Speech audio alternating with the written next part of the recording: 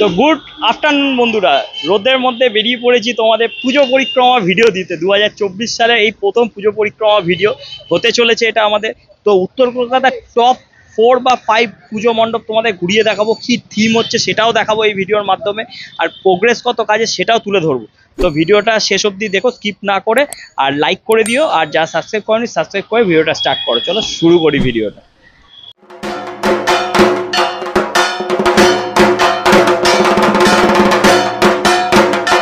তো বন্ধুরা, যেরকম বলেছি ইন্ট্রোতে যে আমাদের ডেস্টিনেশন উত্তর কলকাতায় কিছু ঠাকুর তোমাদের এই ভিডিওতে তুলে ধরাবো, তার জন্য আমরা শোভাবাজার মেট্রো স্টেশনে প্রথমেই নেমেছি। সবার প্রথম যে পুজো মণ্ডপটা আমরা পেয়ে যাব সেটা হচ্ছে আহিরিটোলা। তো আহিরিটোলা এবছরের থিম কি সেটা জেনে নেওয়া যাক, তারপরে বাকি মণ্ডপগুলোতে যাব। চলো আহিরিটোলা মণ্ডপের সামনে আসা যাক, চলো। তো বন্ধুরা, উত্তর কলকাতার এক বিখ্যাত পুজো মণ্ডপের সামনে এখন দাঁড়িয়ে রয়েছি, আহিরিটোলা, শোভাবাজার আহিরিটোলা পুজো মণ্ডপের সামনে। তো এর বছরের থিম তোমরা এখানে দেখতে পাচ্ছ, খেয়াল সেতুর বৈতরণী এই বছরের থিম। 85তম বর্ষের পুজো পদার্পণ করলো। চলো ভেতরে কি কাজ হচ্ছে এটাই দেখে নেওয়া যাক, আসো। এই গলি দিয়ে অ্যাকচুয়ালি আমরা বের হই প্রতিমা থেকে, মণ্ডপ থেকে। তো এখান দিয়ে যেটুকুনি দেখা যাচ্ছে, দেখো পুরোনো ঠাকুরের যেসব কাঠামো রয়েছে সেগুলোকে অ্যাসেম্বল করে এই ঠাকুরের মণ্ডপের সামনের দিকটা হয়তো তৈরি করার চেষ্টা করছে। তোমাদের ভালো করে দেখা, এখানটা পুরোটা ঘেরা বলে অতটা বুঝতে পারছো না, তো দেখাচ্ছি অতটা সম্ভব হচ্ছে। দেখো এমনি ঠাকুরের যে খড়ের যেটা বাঁধা হয় সেখানেও এখানে কিছু মূর্তি রয়েছে ঠাকুরের, তোমাদের একটু জুম করে দেখাই। যেগুলো দেখা যাচ্ছে আমি দেখতে পাচ্ছি সেগুলো দেখো। এছাড়াও যে কাঠামো সেগুলো দিয়ে এই ঠাকুরটা এখানে মণ্ডপের সামনেটা তৈরি হয়েছে। চলো এবার ভেতরের দিকে প্রবেশ করা যাক। তো ভেতরের দিকে প্রবেশ করতে করতে যেটা দেখতে পাচ্ছি, শোভাবাজারের একটা স্টেশন মতন করেছে। স্টেশনের যে চাল যেরকম হয়ে থাকে রেল স্টেশনে সেরকম। এছাড়া বাইরে এখানে একটা টিনের মধ্যে অনেক গ্রাফিটি এঁকেছে, অনেক সুন্দর সুন্দর দেওয়াল চিত্র টিনের মধ্যে ফুটিয়ে তুলেছে এখানকার শিল্পী। এছাড়াও যে স্টেশনের কথা বলছিলাম, দেখো একটা শোভাবাজার আহিরিটোলা স্টেশন মধ্যে মায়ের মণ্ডপ তৈরি হয়েছে, এখান দিয়ে বোঝানো হচ্ছে। দেখো এখানে খুব সুন্দর গ্রাফিটিগুলো এঁকেছে। এবার ভেতরের কাজ তুঙ্গে, পুরো যুদ্ধকালীন তৎপরতায় কাজ চলছে। এই দেখো তোমাদের যেটা বলছিলাম, এই যে তোমাদের ভালোভাবে দেখাই, এই দেখো এখানে সব হাজার হাজার এখানে কাঠামো, পুরোনো কাঠামোগুলো একত্রিত বা অ্যাসেম্বল করা হয়েছে। তো এইগুলো দিয়েই থিমের একটা বই প্রকাশ ঘটবে। এই দেখো বলতে বলতে ছোট একটা শোভাবাজার উত্তর কলকাতার যে ঐতিহ্য অটো, সেই অটো এখানে টেনে টেনে নিয়ে আসছে। হয়তো মণ্ডপের কোনো জায়গায় এটাকে লাগানো হবে। দেখো কত সুন্দর মিনিয়েচার অটোটা তৈরি করা হয়েছে, দারুণ লাগছে। ও বাবা, এখানে সারিবদ্ধ অনেকগুলোই অটো রয়েছে যেগুলো এখানে দাঁড় করিয়ে রাখা হয়েছে। আসল স্টেশনের বাইরে এরকম অটো স্ট্যান্ড আমরা দেখে থাকি উত্তর কলকাতায়, সেটাই এখানে দাদারা হয়তো ফুটিয়ে তুলছে। তো দারুণ দারুণ সব অটো স্ট্যান্ড, অটোগুলো বার করেছে, প্রায় 4খানা অটো। তো এখানে মানুষজনে অনেক তৈরি করেছে, মানুষজন দাঁড়িয়ে রয়েছে। তো বন্ধুরা, মণ্ডপে এসে আমার যেটা ধারণা সেটা তোমাদের সামনে তুলে ধরছি। পুরোনো কলকাতাটাকে আবার এটাকে নস্টালজিয়াটাকে ফিরিয়ে তুলেছে এই মণ্ডপের ভেতর। দেখো বাড়ি বাদিকে যে ডান দিকে আমার যে বাড়িগুলো আছে, কি সুন্দর ওয়াল পেন্টিং করা হয়েছে। ছোটোবেলায় আমরা এরকম জানলা দিয়ে বাইরে খেলা হতো, নগর কীর্তন যেত, সেগুলোই দেখতাম, সেটাই এখানে তুলে ধরা হয়েছে। অবশ্য এখন এই নগর কীর্তনগুলো দেখতে পাই না। দেখো এখানে কিছু লোক ধূম্রপান করছে। তো দারুণ দারুণ এঁকেছে, মানে সত্যি এই পুরো রূপ যখন পাবে মণ্ডপটা দারুণ লাগবে। চলো ভেতরের দিকে প্রবেশ করি একটুখানি। তো ভেতরের দিকে যেখানে মা বসবেন সেখানে দেখো এখানে কাজ চলছে। ফাইবারের দুর্গার অনেকগুলো দুর্গা মণ্ডপ এখানে তৈরি করা হচ্ছে, অনেকগুলো দুর্গা ঠাকুর তৈরি করা হচ্ছে, ফাইবারের দুর্গা তৈরি করছে। চলো এবার যেটা শোভাবাজারের ঐতিহ্য গঙ্গার ঘাট, সেটাও তৈরি করা হয়েছে, তার সামনে নিয়ে যাওয়া যায়। চলো। আমাদের যেটা বলছিলাম, দেখো পুরোনো কলকাতার নস্টালজিয়াটা এই মণ্ডপে এলে তোমরা বুঝতে পারবে। তোমরা দেখো কি সুন্দর সুন্দর এখানে টিনের মধ্যে পেন্টিং করা হয়েছে, সেগুলো আমাদের পুরোনো কলকাতা ঐতিহ্যগুলোকে তুলে ধরেছে। যেরকম রাজবাড়িও রয়েছে সেরকম অট্টালিকাও রয়েছে। এছাড়া তোমাদের একটু জুম করে দেখাই, সাইকেল রিক্সা রয়েছে, হাতে টানা রিক্সা রয়েছে, সাইকেল রয়েছে, সবই রয়েছে। আগে যেরকম আমরা একসাথে বসে নাটক দেখতাম, যাত্রা দেখতাম, সেটাও রয়েছে।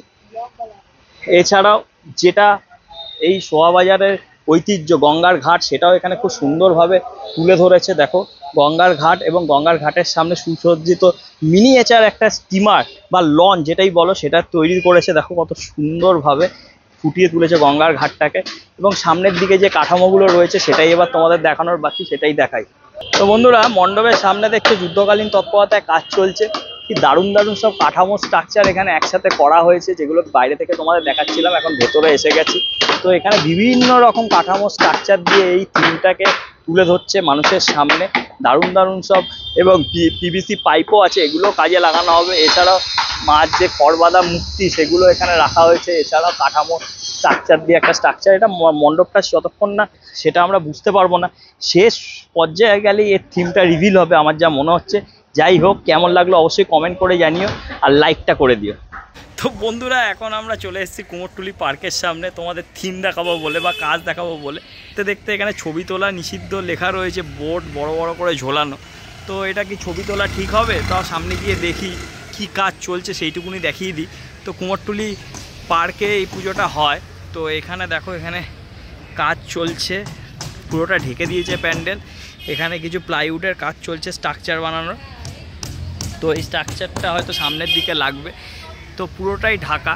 তো এইখান দিয়ে কিছু দেখাও যাচ্ছে না, এবং থিমটা কি হচ্ছে সেটাও কোনো জায়গায় লেখা নেই ব্যানার পোস্টারে, সেটাও দেখাতে পারিনি। শুধু বড় বড় করে লেখা ছবি তুলবেন না, ছবি তোলা নিষিদ্ধ। তো দেখতে পাচ্ছ এখানে ভেতরের দিকে মোটামুটি প্লাইউডের কাজ হচ্ছে। তো ভেতরে এখানে প্রতিবার যেরকম কাজ হয় তোমরা দেখো, যেইটুকুনি দেখানো যাচ্ছে, ভেতরে আর ঢুকছি না। প্লাইউডের মোটামুটি কাজ হচ্ছে। এখানে ঠাকুরটা তৈরি হয়, তোমরা দেখতে পাচ্ছ ভেতরেই ঠাকুরটা তৈরি হয়েছে। তো দেখো, ঠাকুর ভেতরেই তৈরি হয় প্রতিবারের না, এবারও তৈরি হচ্ছে। তো প্লাইউডের স্ট্রাকচার দিয়ে কী তৈরি করছে বোঝা যাচ্ছে না, যেহেতু ছবি তোলা ভেতরে নিষিদ্ধ, এর জন্য আর ভেতরে ঢুকছি না। চলো পরবর্তী মণ্ডপে দেখা হবে। তো বন্ধুরা, তোমরা এখন দেখতে পাচ্ছ আমরা এখন তৃতীয় মণ্ডপের সামনে চলে এসেছি, কুমোরটুলি সর্বজনীন, যার থিম হচ্ছে ক্ষুধা এবং সৃজনে হচ্ছে তুষার, আর মাটির প্রতিমা শিল্পী মন্টি। ঠিক আছে, তো এই মণ্ডপের সামনে আর যাচ্ছি না, কারণ এই মণ্ডপ পুরোটাই ক্লোজ, আমি দেখে এসেছি তার আগে। তো তোমরা হাড়িটলা দিয়ে শুরু করবে কুমোরটুলি পার্ক এবং কুমোরটুলি সর্বজনীন দুর্গা ঠাকুর দেখে সামনে আমাদের ডেস্টিনেশন এই রাস্তা ধরে সোজা বাগবাজার সর্বজনীন, ওখানে গিয়ে আমাদের ভিডিও শেষ হবে।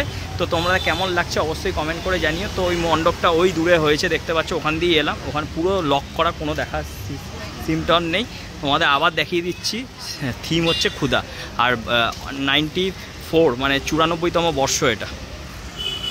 হাড়িটলা থেকে শুরু করেছিলাম উত্তর কলকাতার টপ 4 পুজো মণ্ডপ তোমাদের দেখাবো বলে। এখন শেষ মণ্ডপ বাগবাজার সর্বজনীনের সামনে দাঁড়িয়ে রয়েছি, দেখতে পাচ্ছ পেছনে মণ্ডপ। দেখতে দেখতে 105 বছরে পদার্পণ করলো এই পুজো মণ্ডপ। ওই ইতিহাস যেন বয়ে নিয়ে আসছে এই পুজো। উত্তর কলকাতার ইতিহাস মানেই বাগবাজার। চলো ভেতরে গিয়ে দেখি, কারণ ভেতরেই প্রতিবারের ন্যায় এবারও প্রতিমাটা তৈরি হচ্ছে। চলো তোমাদের দেখাই। তো বন্ধুরা, দেখতে পাচ্ছ সাবেকি মণ্ডপ তৈরি হচ্ছে প্রতিবারের ন্যায়। এবারও হয়তো কিছু মন্দির বা কোনো স্থাপত্য এখানে তুলে ধরবে, যেহেতু থিমের হয় না, থিমের এখানে নামও লেখা থাকে না, থিমের পুজো হয় না। সাবেকি ধারাকেই বজায় করে বা হাতিয়ার করে এই মণ্ডপ 105 বছরে পদার্পণ করলো। চলো ভেতরে ঢুকি। রৌদ্রু দেখেছো, এই ঠাটা পড়া রৌদ্রেও ভিডিও করতে বেরিয়েছি, শুধু তোমাদের রিকোয়েস্ট। এত মেসেজ পেয়েছি, এতদিন ধরে ভিডিও আসছিল না, তো আজকে ঠিক করেছি সব কটা মণ্ডপ তোমাদের ঘুরিয়ে দেখাবো। চলো ভেতরে ঢোকা যাক।